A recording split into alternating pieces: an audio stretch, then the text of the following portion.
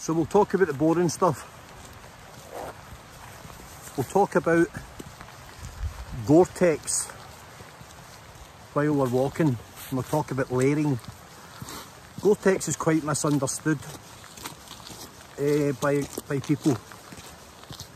What I mean by that is that if you stand still with a Goretex jacket on, you could stand out in the rain for 2 days and remain bone dry, because you've got no exertion. Your core temperature is remaining steady, so you're not perspiring, you're not emitting sweat.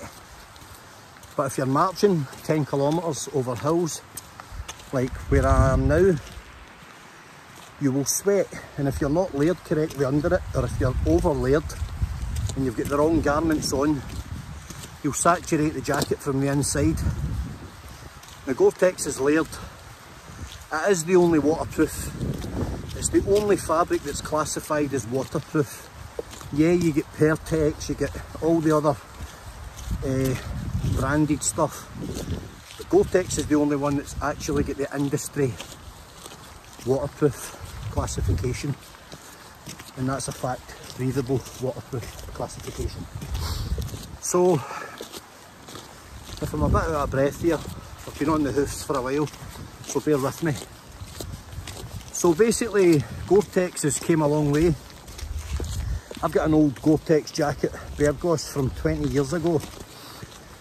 And as good as it is, the pockets, the design, the zips, the overlay of the cuffs and stuff was just, it was 20 years ago. So you can imagine now, I'm just going to take this hood down a little bit because the rain has gone off. Whew, right. So, you can hear better. Yeah, Goretex. So this is mountain equipment stuff, and I do love it. It fits me well. I've got a 42 or a 43 inch chest, and some of them are too tight for me. So this is an extra large. I always go a size over with an outer jacket because you're going to have layers underneath it, and you want to have space to put a down jacket or something underneath it if you're sitting still, if you're eating and it's bucketing down. You want to be warm and you want to be waterproof because you want to protect your down jacket. Before you set off again, you would take it back off, put it inside its dry bag, back in your kit bag, like a wet and dry routine. You've got to keep your worn layers dry, they're no good to you wet. Synthetic down will keep you warm when it's wet. Goose down will collapse, become almost useless. So there you go. So the Goretex is there you go. This is Goretex Pro. It's kind of like guide level wear. So you'll see like guys that are out year round wearing it. The reason being, you get what you pay for. And you'll get a brilliant jacket for 100 quid or 150 or 200 quid. But this is going to get exposed to all sorts of abrasion, all sorts of elements, all sorts of, you know, just hard use. And I just think the mountain equipment way of building jackets and constructing them is one of the best. I swear by their stuff. I have got Goretex bibs, and you know, Goretex is another absolute top-notch brand. I've got Montaigne stuff, I've got Bergos. I've got a lot of branded stuff because it's fantastic quality. But mountain equipment, I just like it, and it fits the shape of my body. I'm kind of built like a bear, so as you can see, I'm never going to be a skinny guy. I'm not designed that way. So yeah, so you'll see I've got mitts on today. I've got to keep my hands warm because they really suffer. And the cuffs are right down over the mitt. The water falls all the way off. Now, I'm going to remove this just now. You'll see they're on a loop, so they just hang so I don't lose them. You'll see here that, let me come in a little bit. You'll see here there's little hoods. When you take something out your pocket, so this pocket is for your right hand because they go that way, they're big this way, and this one here is for your left hand because you go round that way. So you'd have a map in there, maybe your phone in a waterproof bag, a couple of gel sachets, a bit of chocolate, whatever, a compass. You'll have stuff to hand that you'll always have stuff to hand, so a pocket here and here is what you need. You don't want pockets down here in Goretex, you want the rain to run off you. Less pockets the better with Goretex. You really only need one, but this jacket I've got two, which is a bonus. So zips all the way up as soon as you take anything out. Pockets in a Goretex jacket are never 100% waterproof. They just aren't. They really are well constructed, but eventually water might get in. So whatever you have inside there that's electronic, waterproof it as well. A little Ortlieb waterproof bag. You get cheap ones online now for £3 and £4. So these little hoods here, they're a great little idea. They come over that, so not zips to here are no good, zips to there are just lazy. Zips all the way up and under the hood.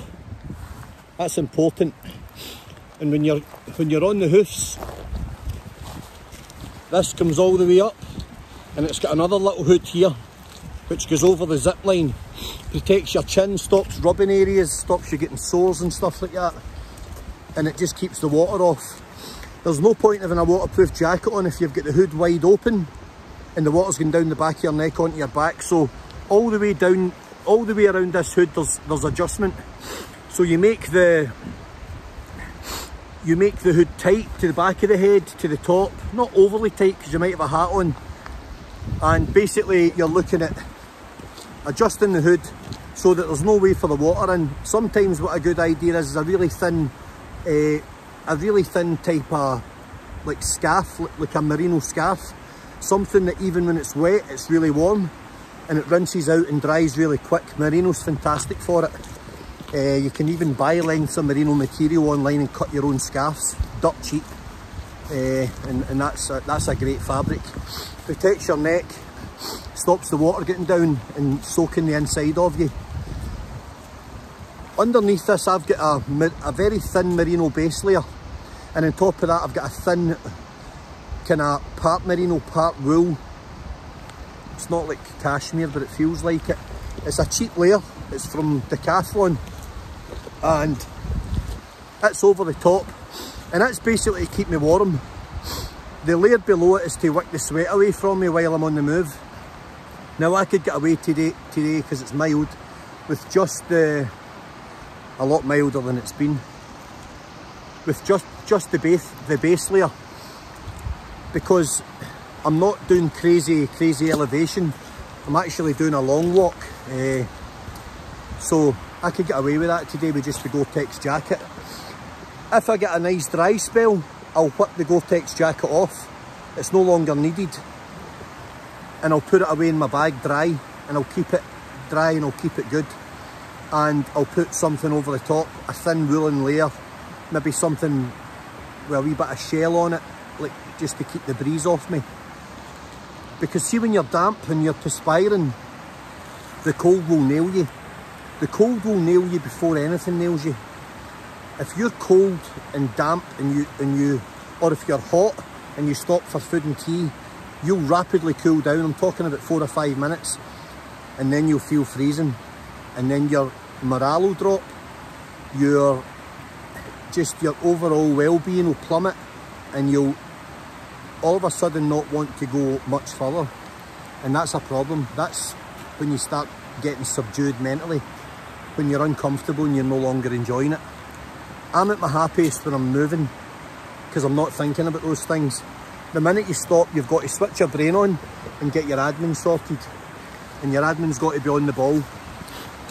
So I've got waterproof trousers on, and all I've got on is merino boxers with my underarmers over them, which I always wear, and I've got no leggings on. It's just the boot, just this over, and they're right down tight, right down over my boots. So again, I've got no gaiters on because I'm on a track for 6-7 miles. so the water goes straight down over the boot, onto the Goretex outer layer of the boot and down onto the ground. You don't want them, I've seen people tucking their trousers into their boots and into their socks. Where's the water going to go? The water's going to go straight down inside your boot, saturate your socks, cause you issues at the far end, start softening your feet prematurely, and that's just, it's not clever. But I see it all the time. It's just not right. Look at this beautiful river here. Let me see this. Look. It's quite hard to see, but it's lovely. Lovely the way the water's just coming over that stone there. So aye, the Goretex is it's got an absolute purpose, and if you're going to buy one, invest correctly. So go across the brands. You have Bergos, Montane, Patagonia, Mountain Equipment, Arc'teryx. There's so many brands out there. Try them all on. They're all designed differently. There is no generic way of sizing a jacket. They're all different, and everybody's shape's different. You meet some guys that are 6'2", 10.5, 11 stone, super lean, 36, 38 inch chest, super strong, built like racing snakes, and the jackets just fit them perfectly. They look like big supermodels. And then you've got somebody like me who's a short arse, built like a tank, and I don't look like a supermodel. I look like the joke character thing in the back page of the catalogue. So I go and size them correctly, and don't rush in. Don't just walk into a shop and some salesman bombards you and, oh, you'll take that one. Don't do that. And if you really like one that's more expensive, put it off for a month or two and save and buy the right one. You'll never regret it. What I will say is, as pricey as they are, it's one of the most important pieces of kit, because it prolongs your day and you enjoy it more. And if you don't have it, and you've got wet kit, and you've got a jacket that's not fit for purpose, then you're in the wrong place out here. You're only really as good as your knowledge in your kit, and you're only as good as your kit if you know how to use it. If you end up with a backpack, or a bergen's a military term for a backpack. If you end up with a bergen full of kit and it's wet, it's absolutely useless to you. So I take a wet and dry kit. I do a wet and dry routine, which I learned a long time ago in the Royal Marines. It's the very first thing you learn in the field. If you're soldiering all day and you're in and out rivers and you're in a forest and you're crawling through moorland, doing a stalk, sniping, whatever, you're soaking wet and you're dirty. But you know, when you get back to your bivvy at night, you've got a dry kit in your bergen. So you aim for that. It's psychological warfare. You're putting yourself there, you're putting yourself with a warm cup of tea, some hot food, and a dry kit and a warm sleeping bag. And sometimes you're able to basically think like that, even when you're at your least comfortable. You'll hear me saying often that discomfort and pain are temporary, but results last forever. So it's always only temporary.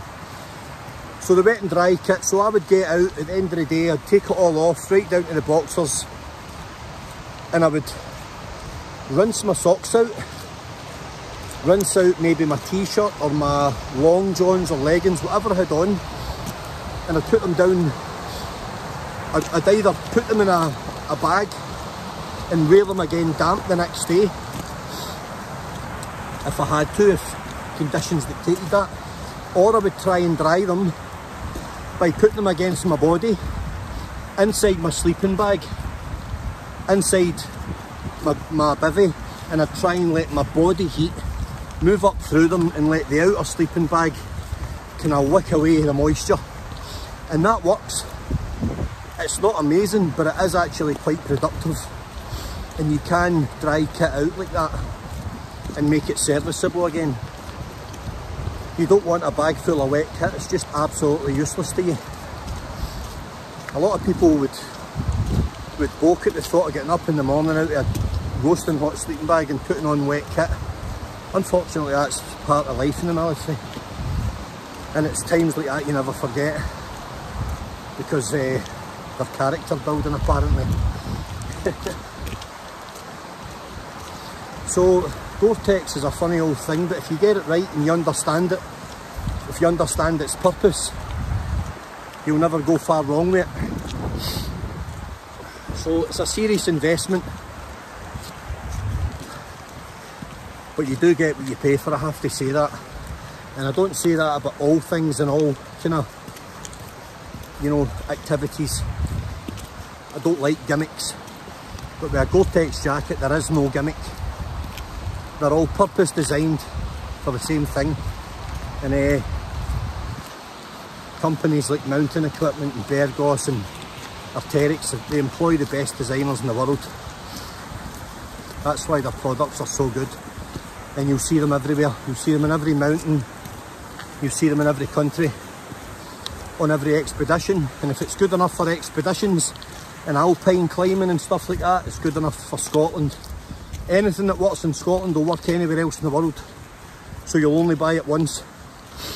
You wouldn't buy a nice bright jacket for Scotland and buy another one to go on a holiday to France. You just wouldn't do that. You'd be packing your kit. So need to change hands.